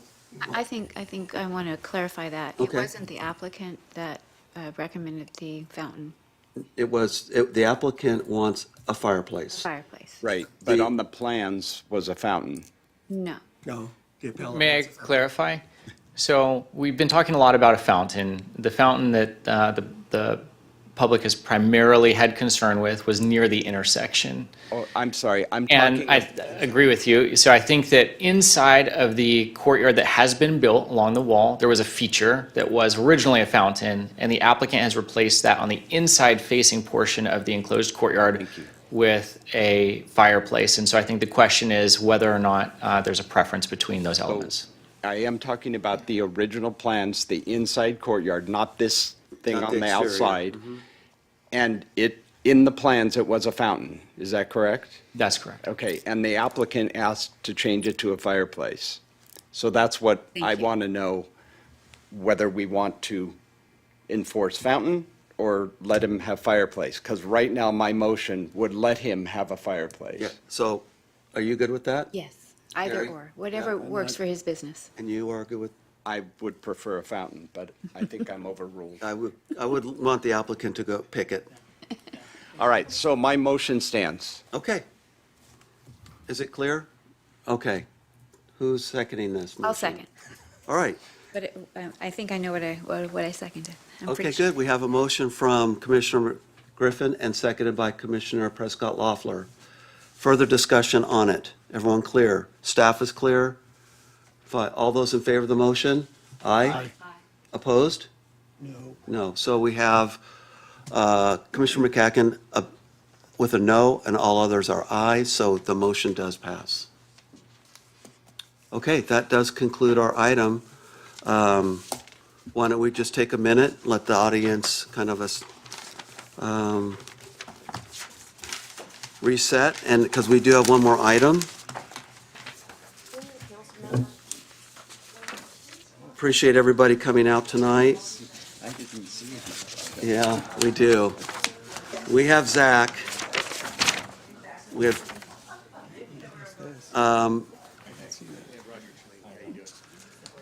okay, so we have new business tonight. We have one more item. It is item 9, new business.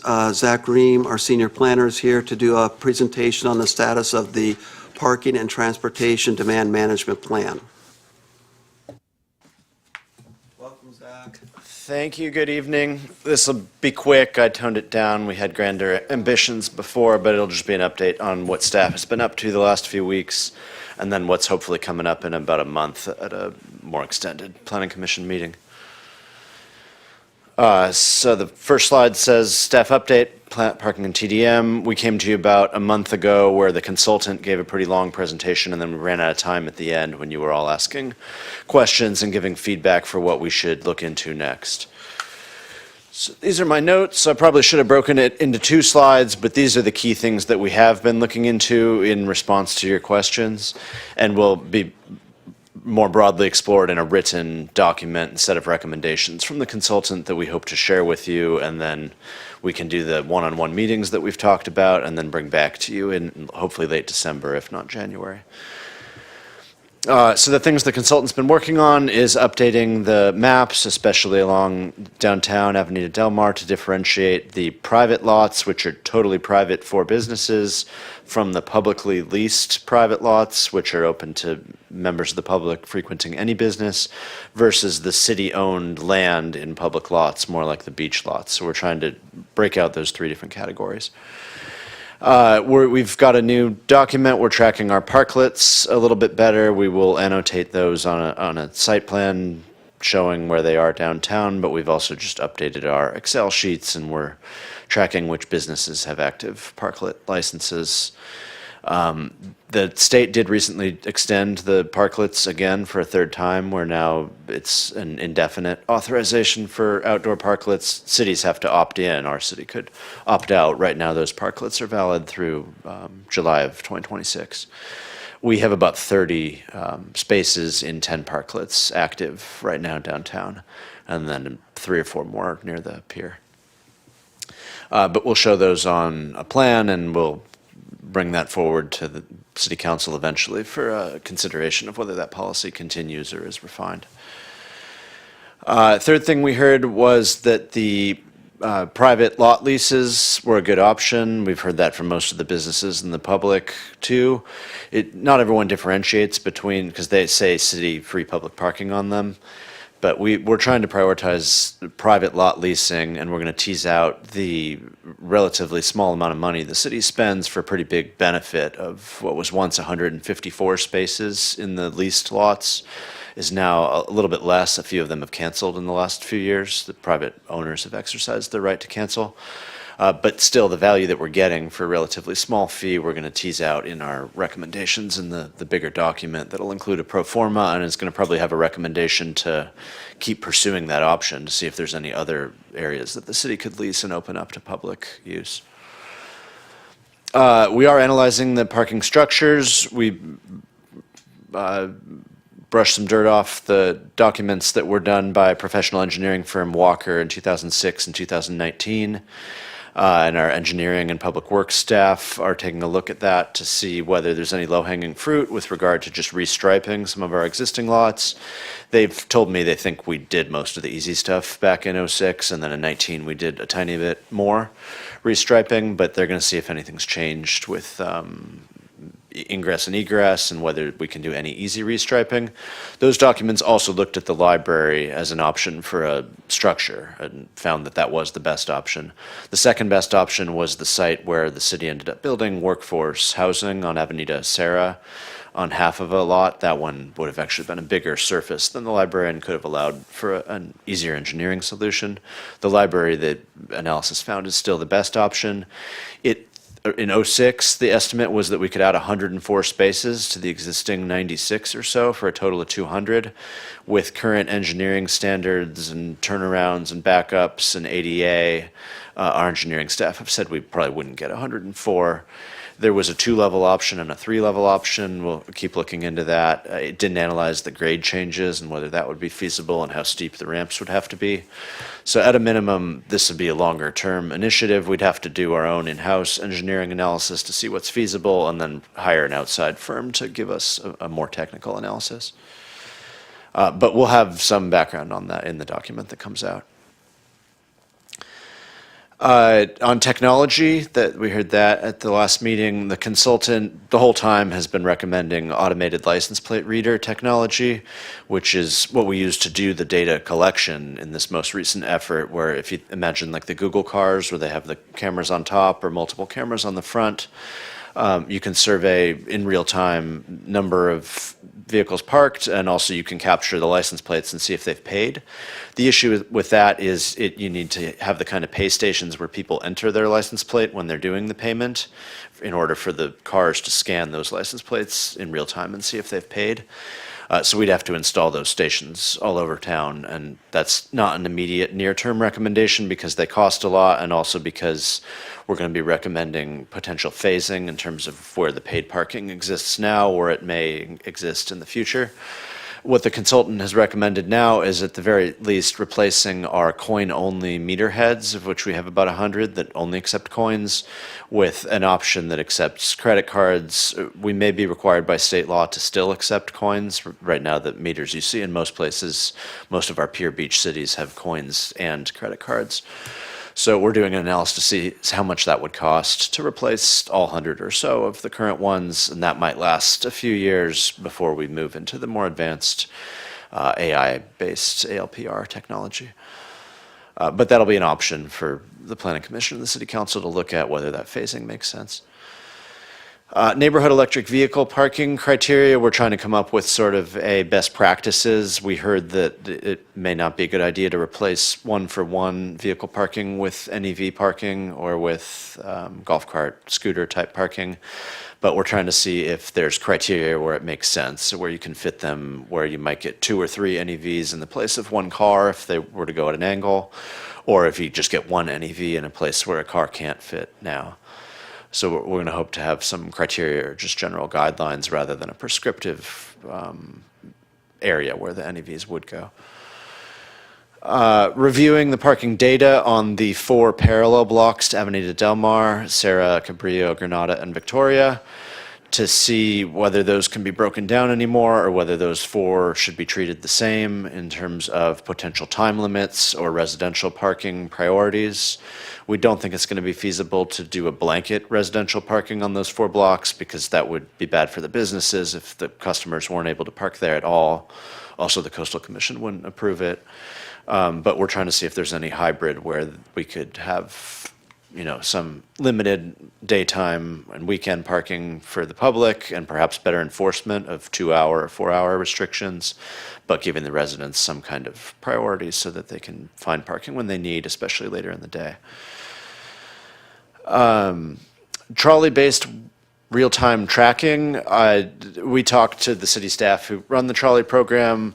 It works on the web-based program. We don't have an app, but we have, if you just go to the San Clemente Trolley on the city website, there's a button that is functional that can track in real time where the trolleys are. It doesn't give an estimation like it's 1 minute away like you might get with a more advanced app that some cities have. We did look at the Downey Connect Link Transit app, and then Laguna Beach has a nice app. Those cost money to develop and then to operate.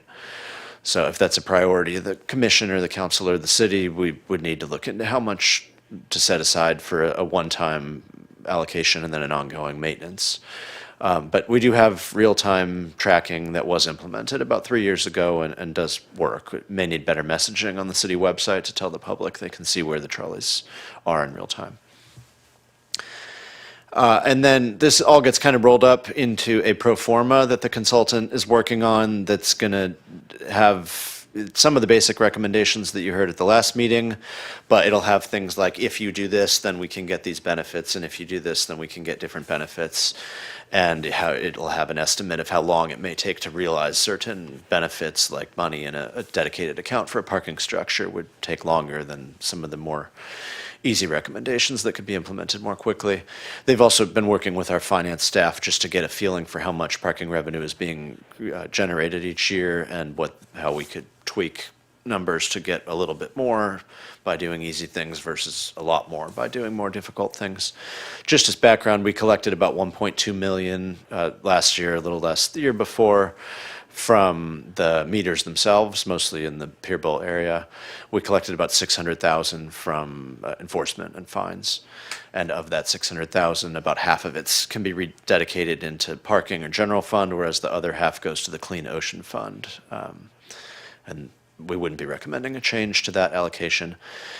Our peer cities collect a lot more money from both buckets, both the hourly rates and the enforcement. We're near the bottom. So we're probably not going to recommend specific numbers in a final plan, but we're going to provide a pro forma that says if we increase this a little bit, here's what we could do with it. I think that was the preliminary responses to comments. We're studying most of these. They will be in a write-up that's called a Parking and Transportation Demand Management Plan. It's, again, not going to have prescriptive exact rates that we should be charging at the meters or even exactly where we're recommending specific hourly changes to enforcement or time limits. Those are the key things that would need to be looked at by Planning Commission and by Council. But it's going to have just a general list of options and things that we could do in the near future and that hopefully will get us some kind of acceptance from Coastal Commission if there's elements of our code and our local coastal program updates that they're not pleased with, at least showing that we've studied these issues with respect to parking. And then will also help us with any future zoning amendments. It is still under consideration whether we can provide flexibility to allow small businesses to be more successful and have a more streamlined path to opening when they are short of private parking, whether we can provide pathways to supplement or replace the programs we've had in the past, which were the waivers and the in lieu fee parking certificates. So it all goes hand in hand. Ideally, we'll have a written document in the next few weeks, which would give us about a month before the December Planning Commission meeting, December 17th, presuming that that meeting stays on the calendar. If it takes longer than that for staff to get the written document out, or if that meeting falls off the calendar, then we'd be looking at January. But that's the next steps that I have on this slide, is hopefully a written document in a few weeks. We are still anticipating that we'll send that out to you in sort of a blind copy format and ask for written comments, or if you'd like to have a one-on-one or two-on-one meeting with staff, we can go through the written document and your own criticisms and ideas before we come back for a public hearing, hopefully December 17th.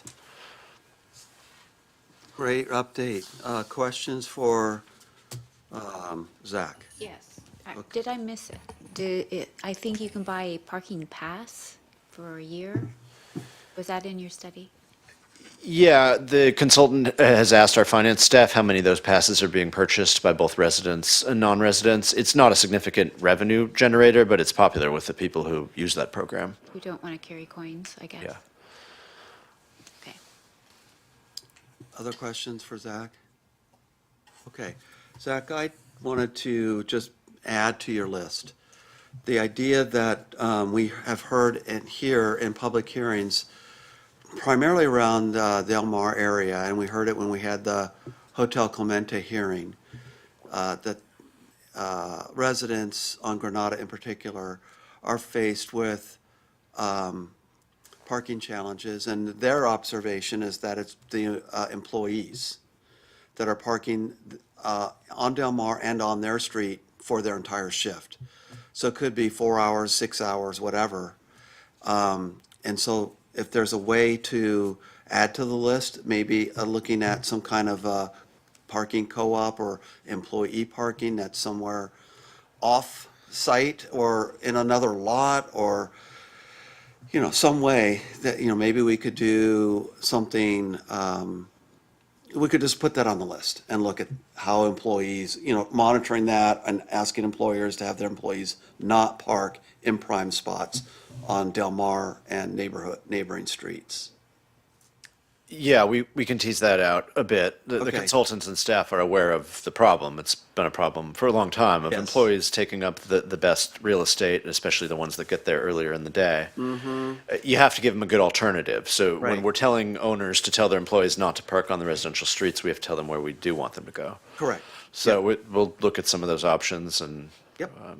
whether Great. that's a near, medium, or long-term solution. Yeah, I don't have a feeling about what the answer is, but just identify, see if that could be, that issue could be added to the list and options provided or alternatives. Okay. Okay. Is there anyone else want to add anything else to his list? It's a good list, right? You've done a good job. You listened to us. Thanks for getting back to us with this update. Did you have anything else, Zach, that you wanted to add? No, just that we'll be in touch and we're open to those one-on-one communications. If you're dying to speak to us before, you can email me or Jonathan. Okay, but we can look for something by the end of the month. And then you're looking for feedback from us, whether it be in writing or through a one-on-one or two-on-one. Yes. Okay, everyone clear on that? Very good. Thank you for sticking with us and coming with the update tonight, Zach. Carry on. Jonathan, you're good with that item? No further comments from you? Yeah, nothing to add at this All time. right, Thank you. excellent. All right, I'll conclude that's our new business, and we have no old business, so that takes us to commissioner reports, item 11. Anybody want to bring up anything? Okay, so then we have our tentative agenda future agenda is in front of us if anyone wants to ask a question. It looks like we're still on for the 19th as of now, Jonathan? perhaps? The plan is to go ahead and send out that cancellation this week. Okay, so we won't be meeting on the 19th? Correct. Okay, so then we would probably have one meeting in December on the 3rd? As of now, we have the 3rd and the 17th. We do have a couple of items listed on the 17th. We'll need a quorum to have a meeting, so I think at the 3rd, we'll confirm poll. whether everyone will be here. Got it, okay. And then staff report, under item 11. Did you have any staff report tonight? Nothing tonight, thank you. Okay. I'm going to go ahead, is there anything last, closing comments from anybody? Thank you for everybody's great participation tonight. I'm going to move that we adjourn to the next regular meeting of the Planning Commission. Do you still want it the 19th of November? No, let's go ahead and adjourn to the first meeting of December, please. Okay, so, yes, I will move that we adjourn to the next regular meeting of this Planning Commission to be scheduled for December 3rd, 2025 at 6 PM at San Clemente City Hall. Second. Seconded by Commissioner Griffin. All in favor of adjourning? Aye. We are adjourned.